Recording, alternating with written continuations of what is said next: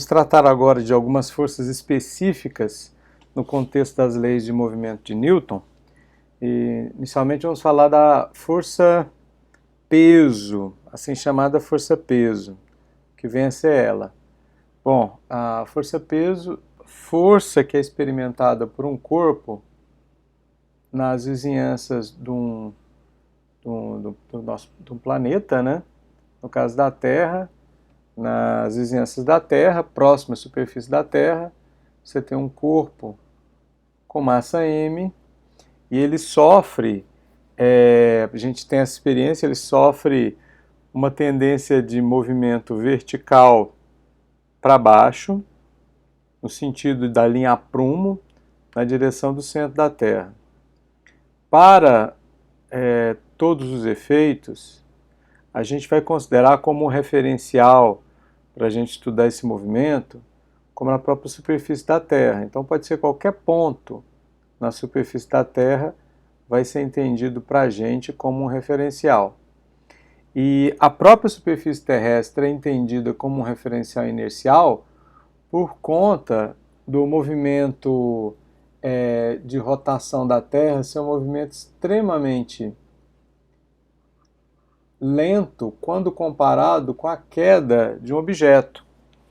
A Terra leva 24 horas para dar uma volta completa em torno do próprio eixo e 1 ano para completar o translado em volta do Sol. Sabemos que ambos os movimentos são aproximadamente circulares, o que implicaria que a própria Terra não seria um referencial inercial.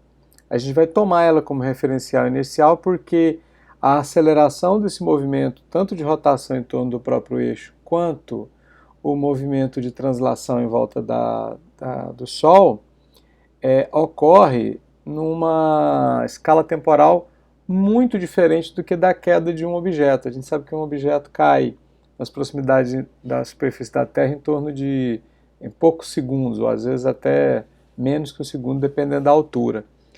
E para a Terra executar um movimento completo de rotação em torno do próprio eixo, a gente sabe que isso leva 24 horas. Então a justificativa é que a gente está lidando com escalas temporais muito distintas quando a gente está tratando desses dois fenômenos. Rotação, translação e da queda do objeto. Então, tomem como certo de que nós estamos considerando o sistema de coordenadas, aliás, o referencial como superfície da Terra como inercial e que isso faz sentido.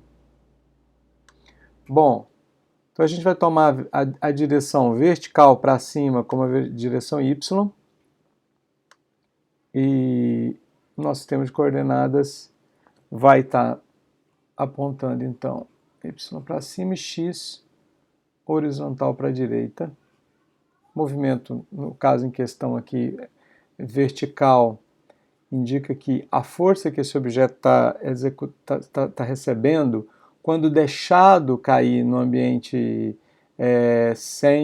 na ausência de resistência do ar, ou seja, a gente está pensando que a atmosfera, durante o processo de queda desse objeto com massa m, não vai exercer nenhuma perturbação no movimento dele, então vamos dizer que aproximadamente só tem uma única força atuando sobre esse objeto. Aí a gente sabe da segunda lei de Newton. A segunda lei nos diz que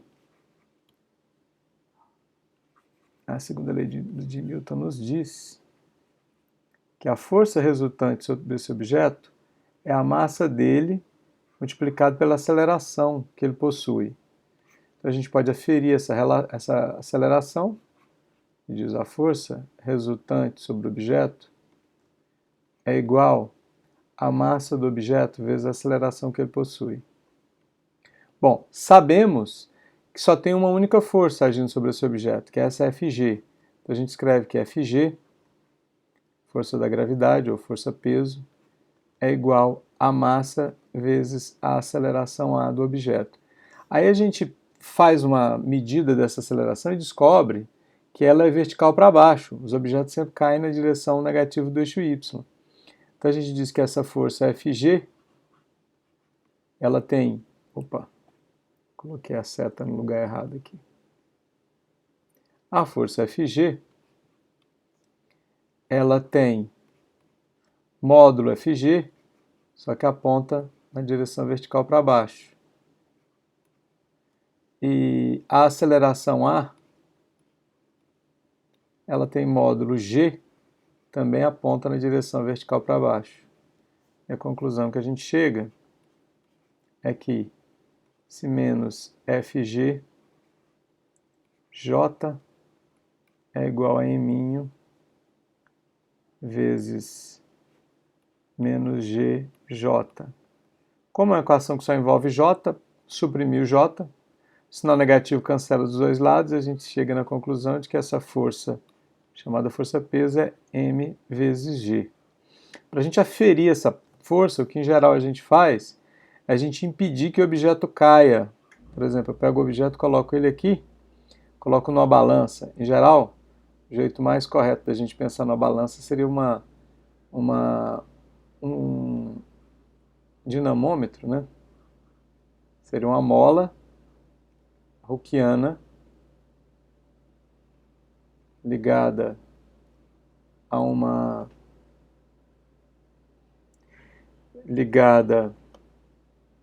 escala calibrada que a gente consiga medir qual que é a força a partir de uma posição de referência. Acertar os 90 graus certinho aqui que não está dando. Aí. Aqui do lado uma escala onde eu possa ferir o valor da deformação da mola causada pela massa. A massa está colocada aqui. Aí o que a gente faz é o seguinte: a gente vai nessa circunstância e espera a massa ficar equilibrada pela força da mola. E ao ficar equilibrada pela força da mola, a gente descobre então qual que é o valor dessa força. Então a gente pesa um objeto impedindo que ele caia. Então, por que a balança nos oferece o valor do peso? Porque nessa circunstância aqui tem uma força vertical para cima, vai ser a força elástica da mola, que impede que essa mola caia. Minto, que a massa caia.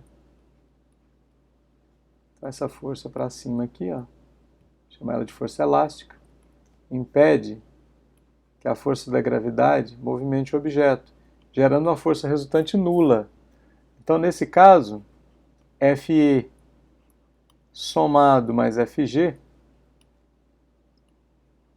dá o valor zero.